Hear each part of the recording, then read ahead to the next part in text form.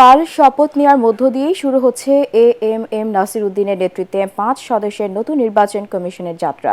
জনগণের আস্থা অর্জন ও সুষ্ঠু ভোট আয়োজন করাই নতুন নির্বাচন কমিশনের সবচেয়ে বড় চ্যালেঞ্জ বলে মনে করছেন রাজনীতিবিদ ও বিশ্লেষকরা। আস্থায় আনতে হবে রাজনৈতিক দলগুলোকেও। তারা বলছেন, ভোটার তালিকা হালনাগাদের পাশাপাশি সংস্কার কমিশনের সুপারিশের আলোকে আরপিও সংশোধন কমিশনকে প্রশাসনের প্রভাবমুক্ত রাখা ও নির্বাচনের সময় আইন শৃঙ্খলা রক্ষাকারী বাহিনীর ভূমিকা স্পষ্ট করাও জরুরি। আরও জানাচ্ছেন হোমেন চিশতি। গত ৫ আগস্ট শেখ হাসিনা সরকার পতনের ১ মাস পর ৫ সেপ্টেম্বর পদত্যাগ করে গাজী হাবিবুল আওয়ালের নেতৃত্বাধীন নির্বাচন কমিশন। ১.৫ মাস শূন্য থাকার পর অবসরপ্রাপ্ত সচিব এএমএম নাসির উদ্দিনের নেতৃত্বে গঠিত হয়েছে ৫ সদস্যের নতুন নির্বাচন কমিশন। এতে সিইসি সহ ৩ জনই সাবেক সচিব, একজন সাবেক বিচারক ও আরেকজন সাবেক সেনা কর্মকর্তা।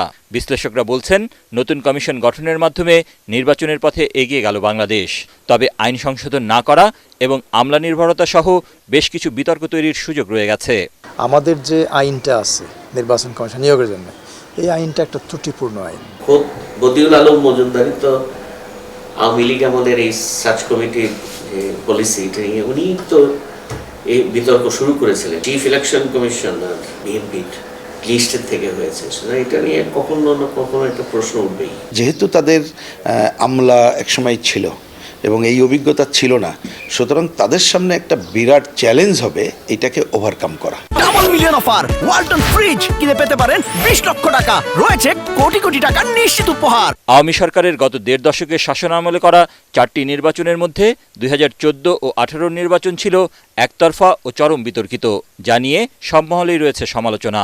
তাই কমিশনের প্রতি আস্থা ফেরানোই এখন সবচেয়ে বড় চ্যালেঞ্জ বলে মনে করছেন বিশ্লেষকরা। সবচেয়ে বড় চ্যালেঞ্জটা হচ্ছে আস্থা অর্জন করা, জনগণের আস্থা অর্জন করা। শুধু জনগণ না, রাজনৈতিক দল, জনগণ, গণমাধ্যম, আন্তর্জাতিক সম্প্রদায়। জনস্বার্থে তার যে দায়িত্ব সুষ্ঠু গ্রহণযোগ্য নির্বাচন করা, সেটা সে করতে পারবে কিনা, এই চ্যালেঞ্জটাই মোকাবেলা হচ্ছে তার সামনে একটা প্রধান কাজ। তাদেরকে যদি একেবারে দল নিরপেক্ষ না রাখতে পারেন, তাহলে কিন্তু চ্যালেঞ্জ মোকাবেলা করতে পারবেন না।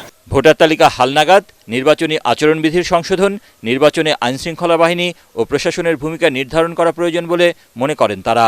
নির্বাচনকে একটা শৃঙ্খলার মধ্যে আনতে হবে। আমি আরপিওর সংশোধনটা খুব গুরুত্বপূর্ণ মনে করি। অনেক সমস্যা রয়েছে আচরণবিধির মধ্যে, তা বিশেষ করে আইন শৃঙ্খলা বাহিনী এর ভূমিকাটা কি হবে, আর্মির কি ভূমিকা হবে, পুলিশের কি ভূমিকা হবে, বিডিআর এর ভূমিকা হবে, তারা কিভাবে দায়িত্ব পালন করবে।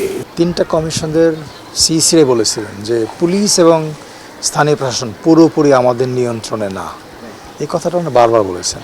তার মানে হচ্ছে এদেরকে নিয়ন্ত্রণে আনার জন্য কিছু মেকানিজম তৈরি করতে হবে। তবে সবাই বলছেন, নতুন কমিশনের সফলতা নির্ভর করবে সরকারের তরফ থেকে তারা কি ধরনের সহযোগিতা পাবেন তার উপর। হুমায়ুন চিশতি, এটিএন বাংলা, ঢাকা।